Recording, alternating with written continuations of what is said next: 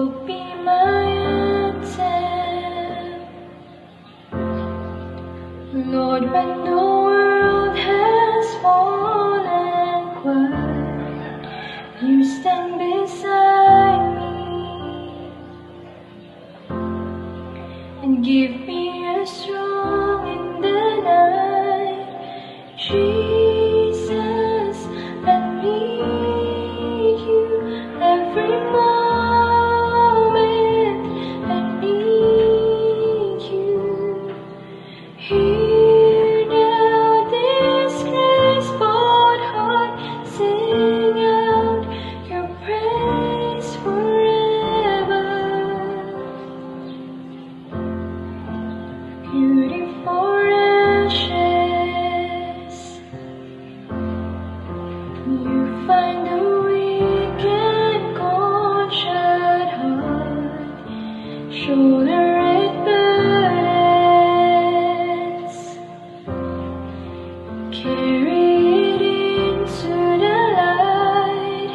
Jesus, I need you every moment. I need you.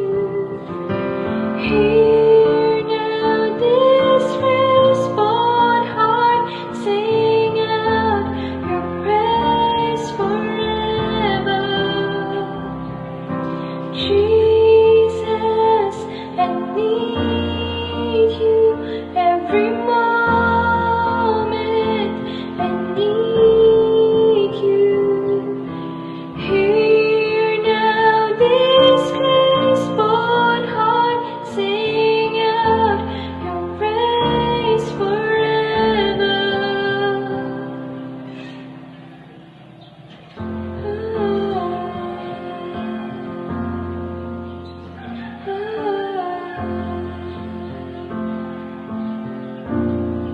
Remember love, remember mercy, Christ before me, Christ behind me.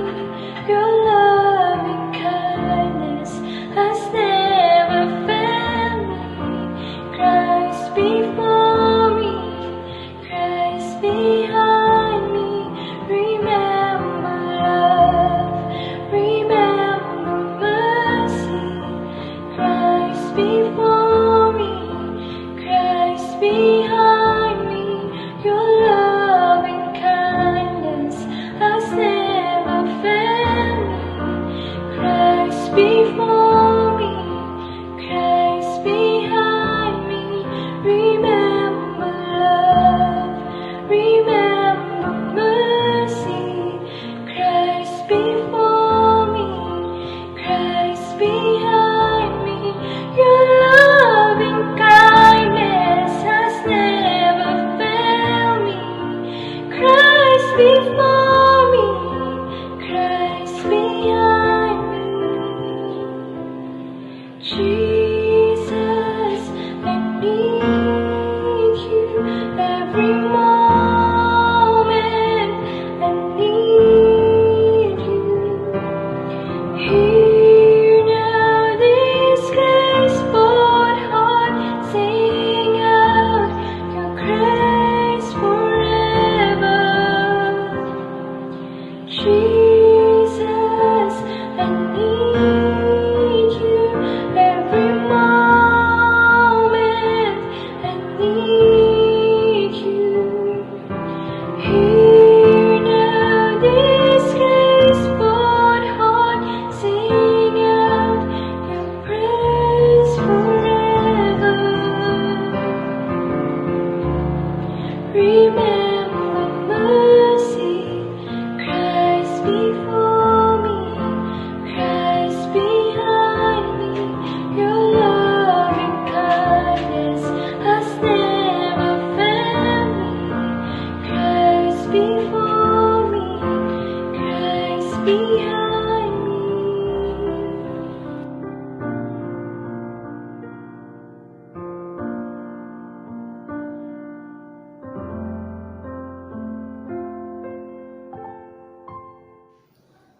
Salamat po sa ating praise and worship team na maghanda ng ating mga puso upang papurihan, pasalamatan natin ang Panginoon na ating dinadakil at pinaglilingkuran. Manalangin muna po tayo.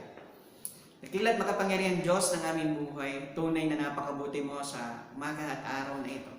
At pinagtagpo-tagpo mo kami through online worship.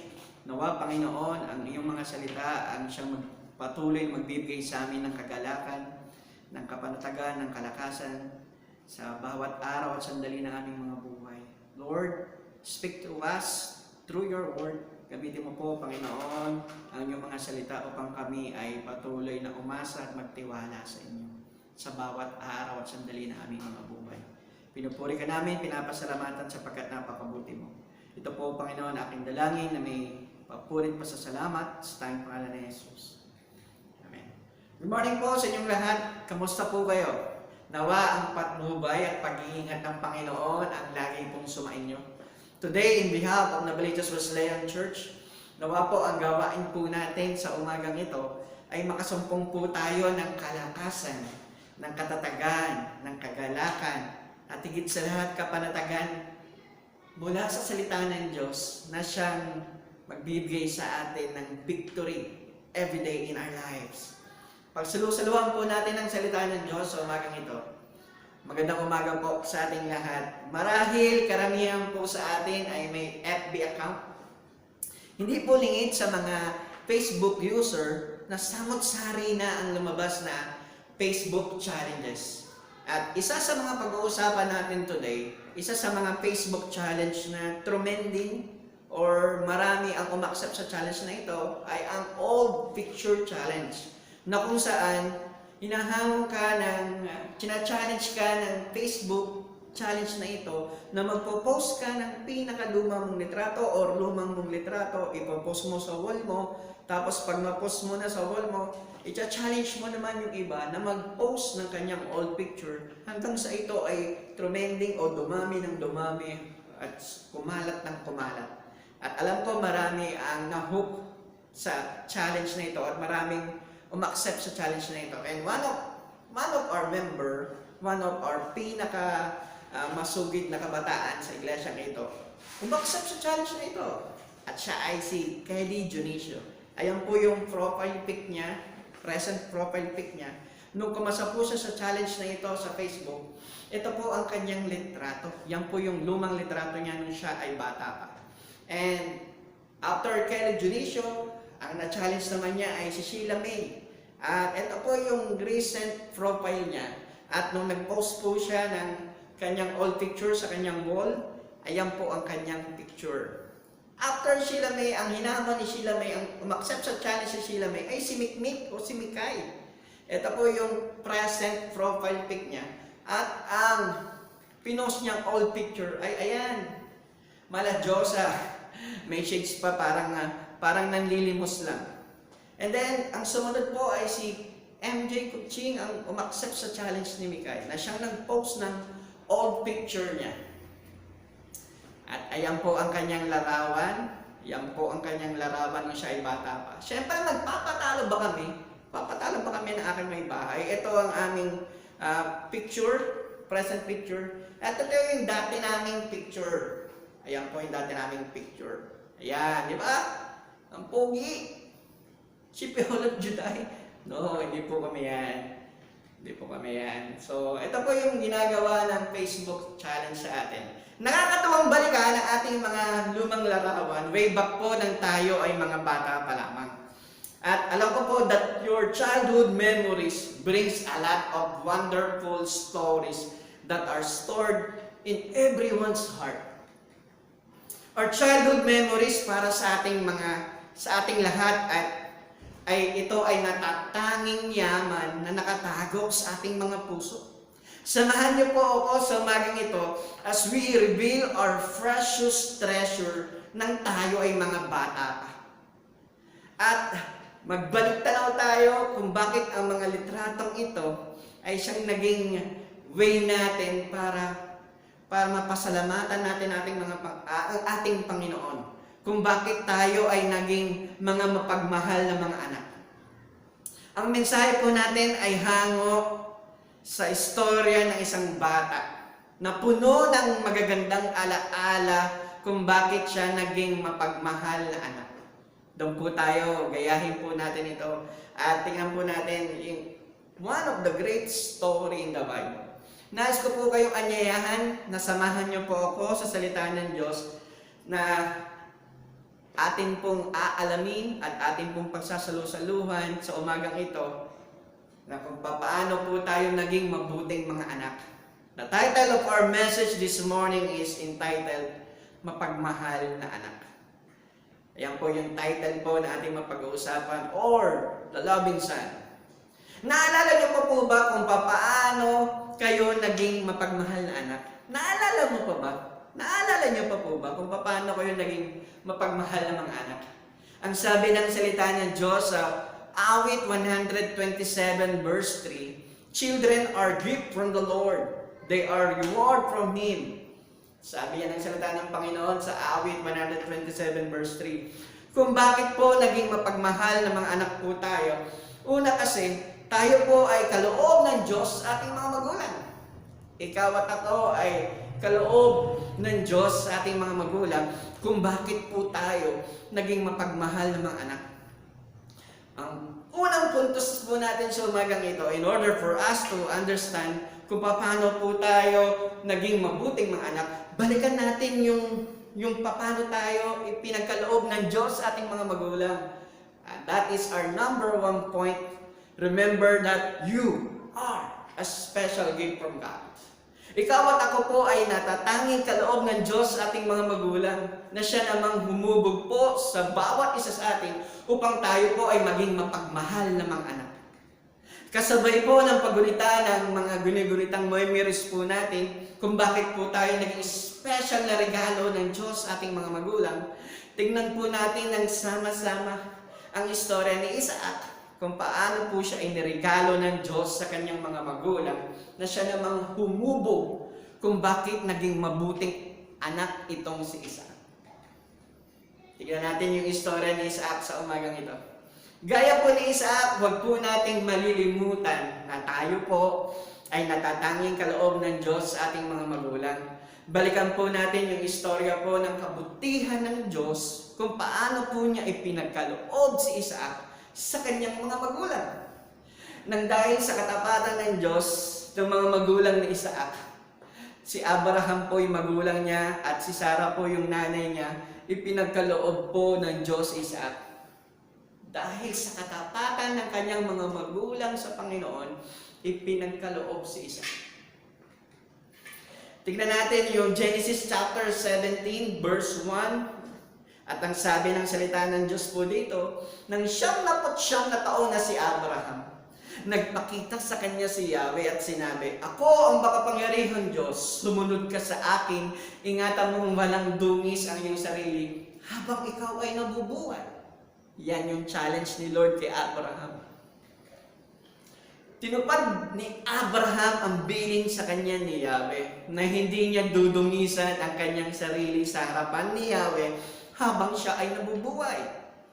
Kamusta ka kapatid? Kamusta po tayo? Kaya po ba nating manatiling tapat sa ating Diyos habang buhay? Maaaring nakikinig ka today, pero lumilipad ang iyong kaisipan kung saan-saan. Sa pakikinig pa lamang po, nakikitaan na po tayo ng paglaban. Faithfulness in God ay hindi po kung kailan mo lang feel o gusto na maging tapat sa Diyos. Pagiging walang dungis is a lifetime commitment po ito. Gaya ni Abraham, it is a lifetime commitment nung challenge siya ng Panginoon. Abraham, gusto ko wala kang bahid na dungis, walang bahid ng dungis na katapatan ang ipagkakaloob mo sa akin. That is a real challenge, hindi kung ano-anong challenge sa Facebook. Kaya po ba natin? Kaya po ba natin i-accept yung challenge ng Panginoon na walang bahid ng dungis ang ating mga katapatan sa Diyos? At nang dahil po sa katapatan ng Diyos kay Abraham, siya po ay pinagpala ng Diyos. Napatunayan ni Abraham na siya, inaccept niya yung challenge ng Panginoon. Nung inaccept ni Abraham yung challenge ng Panginoon, napatunayan ni Abraham ang katapatan niya sa Panginoon na habang buhay niyang hindi dudungisan ng kanyang katapatan sa Panginoon, siya po ay pinagpala ng Diyos. God made a covenant kay Abraham. Makikita po natin ito sa Genesis chapter 7 verse 2. Ang sabi ng Panginoon, ako'y makikipagtipan sa inyo at lubhang pararamihin ko ang iyong lahi. Yan yung covenant ni Yahweh kay Abraham dahil pinatunayan ni Abraham habang siya ay nabubuhay, hindi niya dudungisan ang kanyang katapatan sa Diyos. Sinamba ni Abraham ang Diyos. 99 years old si Abraham na makipagkita o makipagtipan sa kanya si Yahweh at sila ay pinagkalooban ng anak kahit na silang mag-asawa ay napakatanda na. Muling nagpatira pa si Abraham ngunit sinabi, napatawa siya ng kanyang naisip na siya'y matanda na. Nasabi niya sa sarili, magkakaanak pa ba ang isang lalaki na 100 taong gulang na? At si Sarah, maglilipa ba siya? Gayong siya'y 99 na. And that is accounted in Genesis verse 17. Nang dahil sa katapatan ng Diyos nila Abraham at Sarah, tinupad ng Diyos ang kanyang pangako. At isinilang nga si Isaac kahit sila ay matatanda na. In Genesis chapter 21 verse 1 to 2, makikita natin dyan, pinagpala ni Yahweh si Sarah at tinupad ang kanyang pangako. Ayon sa panahong sinabi ng Diyos, si Sarah ay nagdalang tao at nanganak ng isang lalaki kahit matanda na noon si Abraham. Isaac ang pinangalan ni Abraham sa kanyang anak.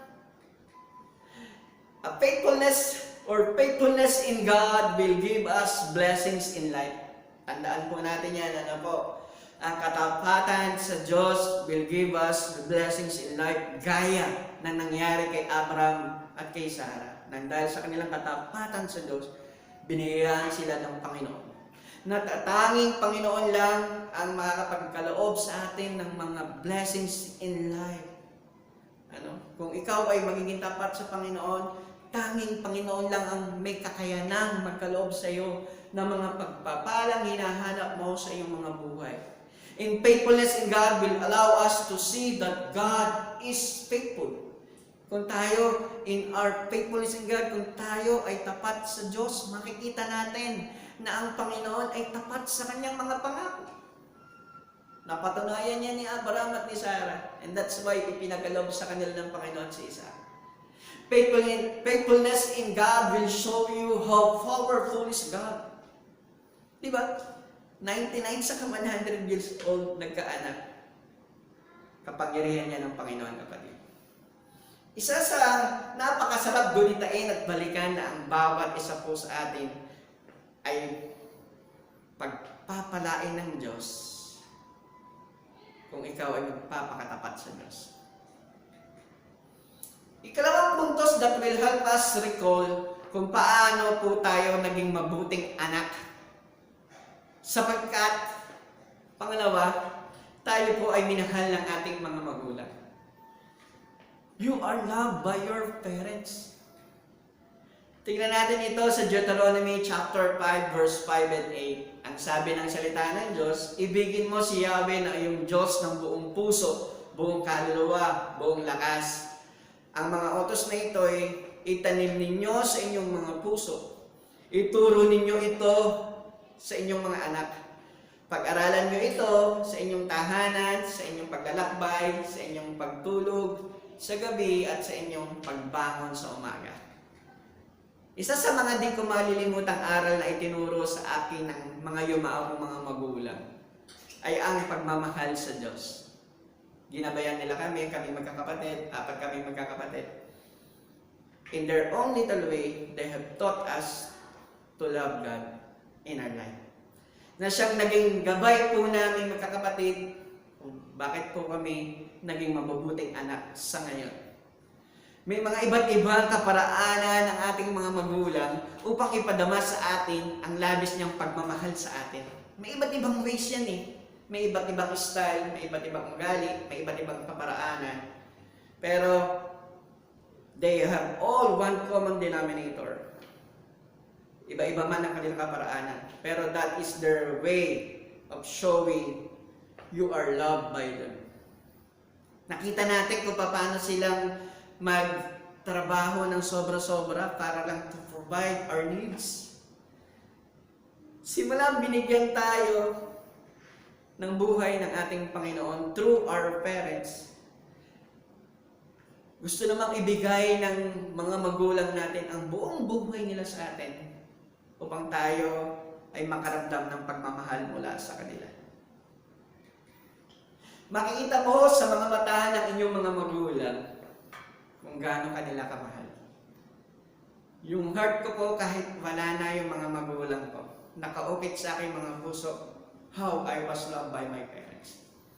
Kapatid, bilang mga anak po, hindi lamang po tayo ang natatanging handog ng Diyos sa ating mga magulang. Tayo po ay alalahanin po natin na ang mga magulang din po natin ay natatanging kaloob ng Diyos sa atin. Si Abraham po, lubos niyang minahal si Isaac. Tinuruan at ginabayan po ni Abraham si Isaac mula nang ito ay bata pa, kung paano ibigin ang Diyos. Abraham's faith was put into test. Kung sino po talaga ang mas mahal niya, si Yahweh ba o ang kaisa-isa niyang minamahal na anak? Makita natin ito sa Genesis chapter 22, and as I read, pagkalipas ng ilang panahon, sinubok ng Diyos si Yahweh. Tinawag siya ng Diyos, Abraham. Narito po ako, tugon naman ni Abraham. Sinabi sa kanya, isama mo ang kaisa-isa at pinakamahal mong anak na si Isaac. At magpunta kayo sa lupain ng Moriah. Umakyat kayo sa bundok na ituturo ko sa inyo at ihandog mo siya sa akin. Naalala po ninyo kanina in Genesis chapter 7 verse 1 na sabihin ni Yahweh, kailangan ni Abraham na mapatunayan niya sa Diyos na walang dungis ng katapatan, ang katapatan niya sa Panginoon. Kaya naman ngayon na ipinagaloob na ni Yahweh ang kanyang pangako kay Abraham at ipinagaloob si Isaac, sinubok niya ito. Kung tinitingnan ni Yahweh kung mababahiran ng dungis ang kanyang katapatan. Kamusta po tayo sa panahon na nakamtan natin ang mga pangako ng Diyos sa atin? The moment ba na natanggap mo na ang mga pagpapala ng Panginoon Diyos sa iyo? Nababahiran na ba ng dungis ang iyong katapatan sa Panginoon? O patuloy ka nagiging tapat sa Panginoon, gaya ni Abraham? Kamusta po tayo? Kaya po kaya nating manatiling tapat sa ating Diyos habang buhay? Si Abraham tapat na nangako at sumunod sa kalooban ng Diyos na hindi niya babahiran ng dungis ang kanyang katapatan sa Diyos habang siya ay nabubuhay. Handa niyang ibigay kay Yahweh ang kaisa-isa niyang anak upang patunayan kay Yahweh na siya ay tapat sa kanya. At dahil po napatunayan ni Abraham ang kanyang katapatan sa Diyos, hindi na pinahintulutan ng Diyos na masaktan pa ni Abraham si Isaac. Nung time na sasaksakin na ni Abraham si Isaac, hindi pinahintulot ito ni Yahweh. In Genesis chapter 22, verse 3 and 19, makita natin yung story na yan. Pangatlo, ikatlong kadahilanan kung bakit tayo po ay naging mga mabubuting anak. Kasi po, mahal natin ang ating mga magulang. Lahat po na nagmamahal sa ating mga magulang, taas-taas ang kamay, pagpalain po kayo ng Panginoon. Naalala niyo yan? Mahal na mahal kayo ng inyong mga magulang. Ay, mahal din niyo ang inyong mga magulang. Kagaya ko. Marahil na mga bata po tayo, maraming pagkakataon na naalala natin yung pagmamahal ng mga magulang natin. As kahit ngayong matanda na tayo. Marahil na mga bata pa tayo, may mga pagkakataong hindi po natin maunawaan ang ating mga magulang. Until such time, dumating tayo sa hustong pag-iisip naunawaan natin ang ating mga magulang. Di ba dati parang hindi mo maintindihan yung kanilang kaparaanan, pero nung ikaw ay dumating sa tamang pag-iisip o sa tamang wisyo ng buhay, naunawaan mo yung mga magulang mo. Ang pag-unawa sa ating mga magulang ay bahagi ng ating pagmamahal sa Kanya. Remember that. Kung nauunawaan mo ang iyong magulang, pues, mahal mo ang iyong mga magulang. Going back in the story no, kung saan may lakad sila Abraham at Isaac. Si Abraham lang ang nakakaalam ng tunay na pakay kung ano ang gagawin nila sa kanilang pupuntahan at hindi ito alam ni Isaac. Di po ba ang mga bata, nung mga bata po tayo, gaya ni Isaac, dinadala tayo ng magulang natin sa isang lugar na ayaw naman natin. One classic example, sa pagkain na lang, gusto ng nanay mo sa siopawan. Ayaw mo ng siopaw, gusto mo ng burger. But in the story, bagamat hindi sinabi ni Abraham ang pakay niya sa lakad nila, naunawaan ito ng kanyang anak na si Isaac. And we can read that in Genesis verse 6. Sinabi niya,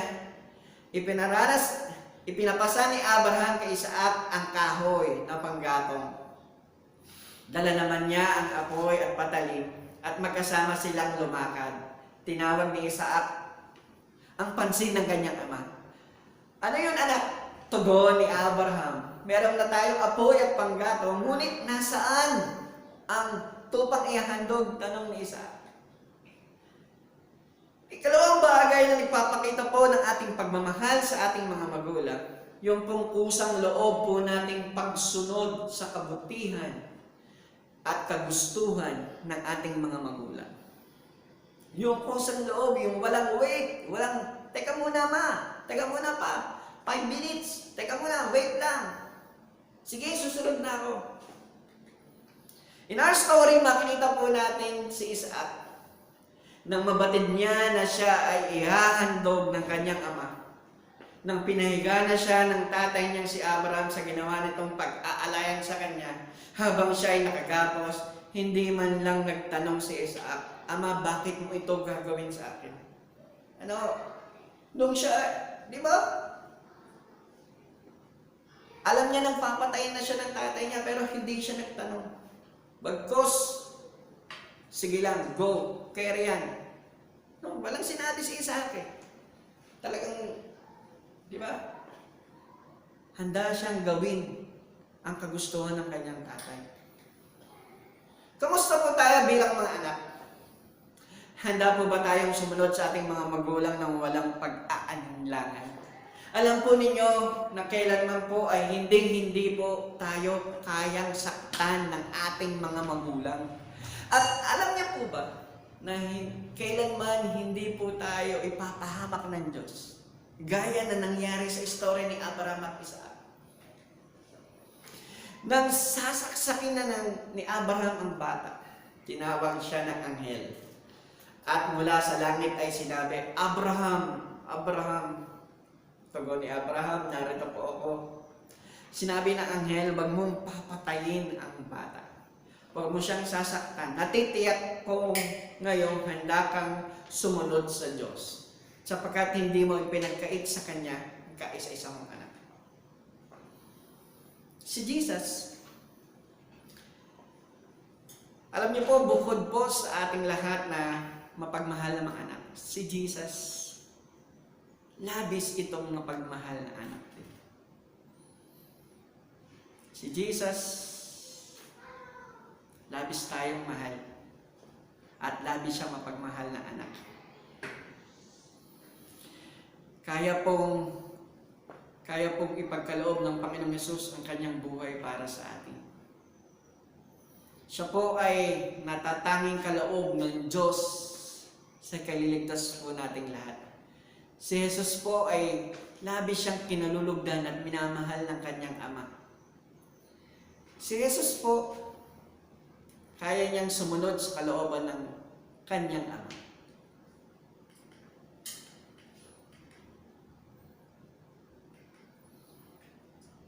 In conclusion,